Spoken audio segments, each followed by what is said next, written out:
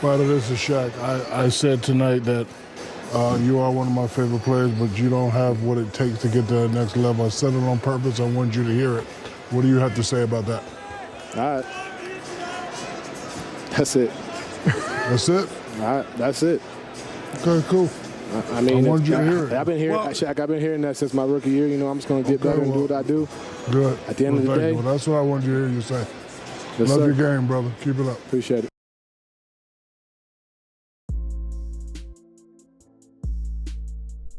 All right, man. First of all, I want to say make sure you guys are following my Twitter and you have on post notifications. We're approaching 300K, and I appreciate the love these videos get, bro. I really do. For my subscriber count and my ratio for the videos and the views, that's love, bro. I really appreciate that. Now, I want to talk about Donovan Mitchell because, as I said on Twitter, this video is way overdue. Now, as we all should know, Donovan Mitchell coming out of Louisville, he entered the NBA a little unorthodox because he was a sophomore, and typically nowadays, all these players, all of them damn near be freshmen. Also, sometimes players actually are better in the NBA for whatever reason than they were in college, and I think he's one of those players. At Louisville, he didn't even think he was going to be this good, and he is. People can critique Donovan Mitchell as a volume scorer and he doesn't have the best splits at times, and I think he could even get better with shot selections and things like that.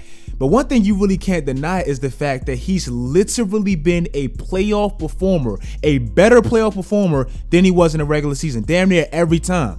Look at the inflation in his numbers damn near every single playoffs. The only time it wasn't really inflation was his second season when he played Houston and everybody on Utah was bad. Look at the whole Utah team. Nobody could even shoot 35% from the three-point line. Like, everybody was trash, and it kind of rubbed off on Donovan Mitchell. His first NBA playoffs, I don't care how bad that OKC team, the fit was with Carmelo, Paul George, and Russell Westbrook. You had three arguable Hall of Famers on that team, and he was a rookie. And he beat them in 6 and outplayed all 3 of them.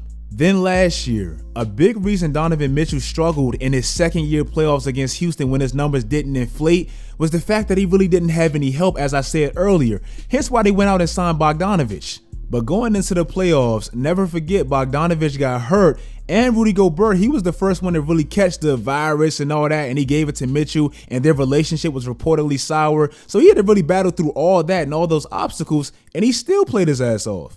Yes, they lost, and yes, they blew a 3-1 lead.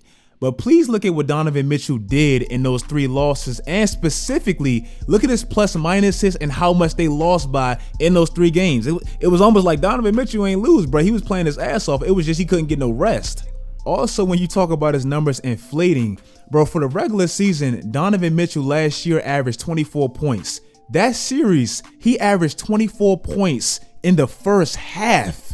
Then you bring it to this season where Donovan Mitchell helps lead this team to the #1 seed. I don't know why he don't get no credit for that. Like, bruh, that's a big thing. In the West, he leads the team to the #1 seed. And then you look at this year's playoffs. People consistently try to discredit this year's Jazz by calling them the 2015 Hawks and all this stuff. And I told y'all, the Hawks didn't have one player that was even really half of what Donovan Mitchell is. Not even one.